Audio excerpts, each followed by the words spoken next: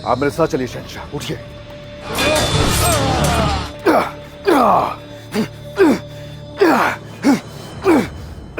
जो भेड़ियों के साथ चलता है वो चीखना जानता है। अगर उन्हें एक भी खराश आई तो मैं उन काफिरों पर ये जमीन तंग कर दूंगा।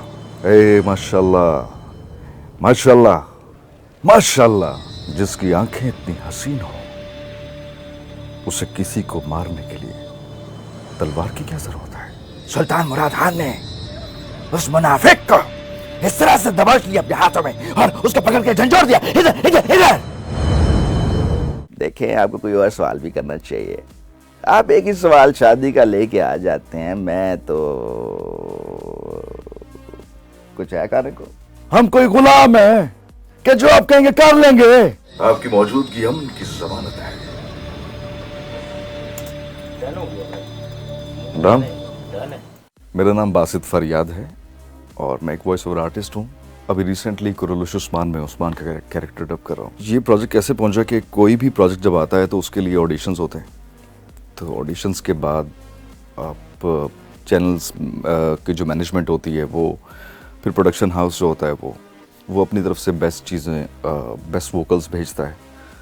तो फिर चैनल उसमें से डिसाइड करता है। तो इस तरह से कुर्रा मेरे हिस्से में निकला। तो मैं इसको कर रहा हूँ फर्स्ट सीज़न से, नाउ इट्स 4th सीज़न। जब मैं आया तो मैंने उस्मान के ऊपर ऑडिशन दिया। जो भेड़ियों के साथ चलता है वो चीखना जानता है। पहले सीज़न में जब हमने इसको डब किया तो हमने इसको बड़ा नॉर्मल एक लड़के की तरह डब किया। सेकंड सीज़न में जब इसके बाप की वापसी होती है, अर्तुगरुल की एंट्री होती है, फिर इसको सरदार बनाया जाता है थर्ड सीज़न में। वहाँ से आके हमने इसके अंदर थोड़ी और मैच्योरिटी डाली, सेकंड सीज़न से मैच्योरिटी डाली। तो थर्ड सीज़न और फोर्थ सीज़न में अब इसको प्रॉपर हम सरदार की तरह लेके चल रहे हैं। पहले बिल्कुल हमने यंग रखा था इसको। 3 से 4 और आवाज़ें भी थी जो हमारी इंडस्ट्री में काम कर रहे होते हैं, वो इस ड्रामा में पार्ट भी रहे। उन्होंने भी किया और हमने भी किया। उस्मान का हर डायलॉग फेवरेट है मेरा। इस सारी सूरत हाल में जो लोग आपके साथ थे, आप सिर्फ उन पर भरोसा कर सकते। किसी जालिम पर रहम करना मजलूमों के साथ गद्दारी है। झूठ जहां खत्म होता है सच वहीं से शुरू होता है। मतलब ये कुछ मुझे याद हैं, इतने डायलॉग्स हैं। जिसकी आंखें इतनी हसीन हो उसे किसी को मारने के लिए तलवार की क्या जरूरत है? अच्छा, ये वो अपनी वाइफ से बोलता है, आयोल्लाह आयोल्लाह। तो वो तो टर्किश में बोलते हैं, तो हम उसको यहाँ पर समवेयर हम शुक्रिया, बहुत शुक्रिया। अब एक अक्सर होता है कि जब वो खाना खाने बैठते हैं, मोस्टली ये सीन देखा गया है, जैसे ही उस्मान के लिए खाने का वो सजा है, पूरी फैमिली बैठी है, बाहर से आवाज़ आती है, हजूर क्या मैं अंदर आ सकता हूँ? कैसे आती है? हजूर क्या मैं अंदर आ सकता हूँ? हाँ आ जाओ।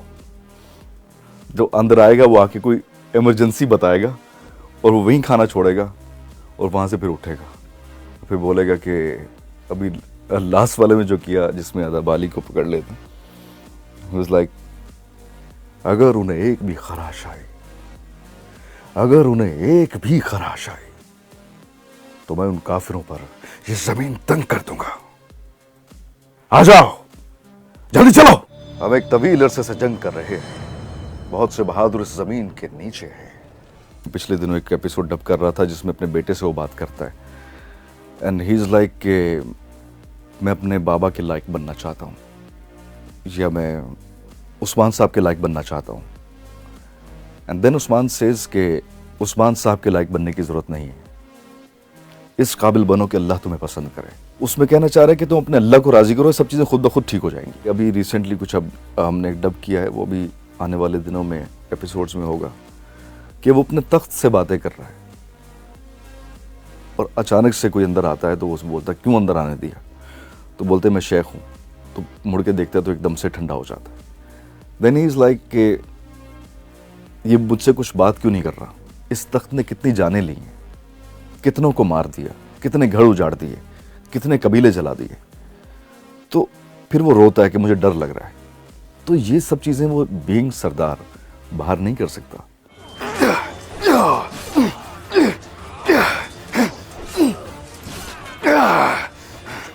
जब अर्तुगरुल शुरू हुआ तो इट वाज जस्ट आपको बाहर जाने की इजाज़त भी नहीं थी, लॉकडाउन चल रहा था, you had nothing to do. तो आपके पास एक फैमिली एंटरटेनमेंट चाहिए थी आपको, that was the best time to play something like that. तो उसकी व्यूअरशिप में उस तरह से इजाफा भी हुआ। बाकी अभी उस्मान जो है वो इक्विपमेंट की वजह से, अभी अगर हम देखते हैं इसका विजुअल देखते हैं तो इसकी विजुअल में काफ़ी खुला फ्रेम है।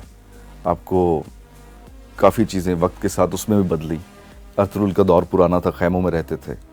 अब 4 सीज़न में कलों में आ गए हैं, अब कलों में रहते हैं, महल में रहते हैं, तो स्क्रीन में डिफरेंस आ गया। तो कुछ लोग उसको रिलेट करते हैं कि यार वो जैसा वो फील था वो फील इसमें नहीं है। तो बेसिकली अर्तुगरुल उस्मान की ही पुरानी याद है।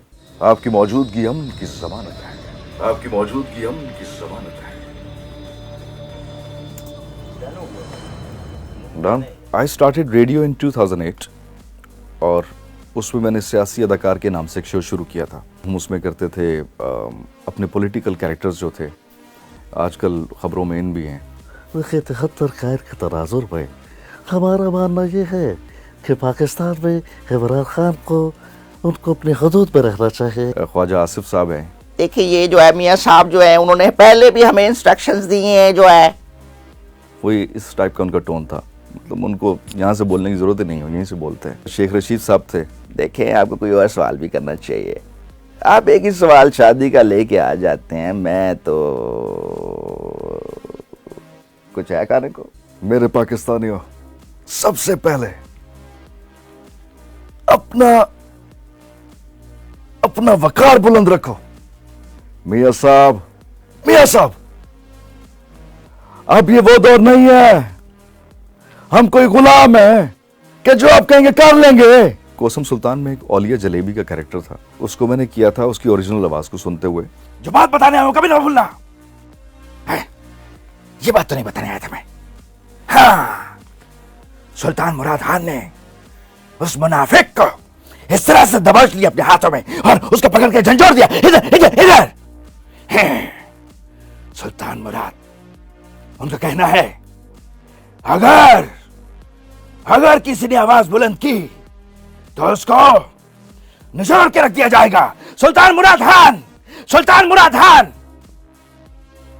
And he is gone। अभी रिसेंटली मैंने एक पाकिस्तानी फिल्म है ढाई चाल, कुछ अरसे में रिलीज होने वाली है। उसमें जो मेन जिसको ट्रिब्यूट किया गया है सिराज शहीद साहब को, मुझे उनको डब करने का मौका मिला। वो मेरे लिए चैलेंजिंग था क्योंकि वो उर्दू तो बोल रहे थे लेकिन वो कोयटा स्टाइल में बोल रहे थे। हमें पाकिस्तान के लिए हरदम हाजिर रहना है। पाकिस्तान, पाकिस्तान, पाकिस्तान किसी के बाप की मिरास नहीं, ये 22 करोड़ आवाम का पाकिस्तान है। तो it was like that। उसको थोड़ा सा हमने कोयटा स्टाइल में उर्दू बोली। इश्क ममनू मैंने देखा तो मुझे लगा कि यार मुझे भी डबिंग करनी है। तो मुझे अंदाज़ा नहीं था कि मैं जो कह रहा हूँ वो हो जाएगा। ऐसी एक्टिंग के लिए भी बोला था। तो I came into Karachi in 2013 and I met mister Imu and he said कि हमारे पास एक प्रोजेक्ट है, आप उस पर वॉइस ओवर करना चाहेंगे, आप तो रेडियो करते हैं। आई वाज लाइक मैं घूमने आया हूँ Karachi, I have to go back. तो मैंने कहा मुझे तो जाना है। ही इज़ लाइक आप ऑडिशन तो दें। तो मैंने ऑडिशन दिया। फरीहा के नाम से प्रोजेक्ट था, उसमें आमिर सारफोलो का कैरेक्टर मैंने किया था, लीड कैरेक्टर। तो बस फिर उसके बाद आशियाना मेरी मोहब्बत का लीड कैरेक्टर उसमें था, आयशा गुल था, कोसम सुल्तान था, रिसेंटली हमारी कहानी था, शजर ममनू है, जालिम इस्तांबुल है, फिर यहाँ उस्मान है। और इसके अलावा मुझे ज़हन में भी नहीं आता समटाइम्स, क्योंकि मुझे इतना याद है कि मैं जब से कराची में हूँ 2013 से, अब 2023 है, इट्स बिन 10 ईयर्स, डेकेड, मैं रोज़ाना डबिंग पे हूँ। बहुत से बहादुर इस ज़मीन के नीचे हैं और आप भी लड़ना चाहते हैं I was into acting in 2016। मैंने जियो के साथ ही 2 सीरियल्स भी किए, बाकी अदर चैनल्स के साथ। लेकिन उसके बाद में मैंने बिल्कुल अपना फोकस जो है वो ऑडियो की तरफ रखा, वॉइस एक्टिंग की तरफ।